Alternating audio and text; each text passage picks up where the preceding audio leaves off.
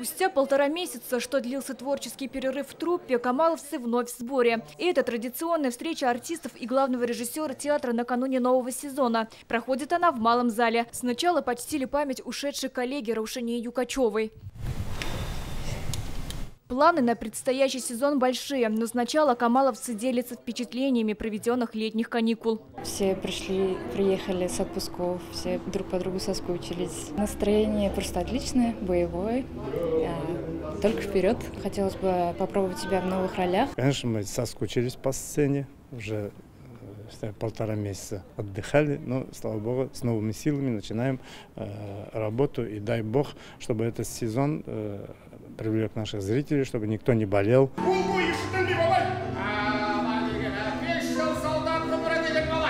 Одна из главных премьер нового сезона – это вторая часть спектакля «Мухаджиры». Первую показали зрителю в мае. Премьера назначена на ноябрь, и труппа посвятит ее Марселю Салимджанову. На большой сцене Камаловского театра началась первая репетиция 117-го сезона. Ставят «Мухаджиров» – спектакль по роману дилогии Махмуда Галяу о татарских иммигрантах в Турции. С этой постановкой камаловцы поедут в Санкт-Петербург на международный фестиваль национальных театров. Среди премьер нового сезона также спектакли Булата Минкина «Татарский трип», Айдара Забарова «Академия смеха» и Марьева по одноименной повести Амирхана Янике. Над некоторыми будут работать приглашенные режиссеры. У нас будет приглашенный режиссер Сайджин Джамбалова, это из Бурятии, девушка из Бурятии.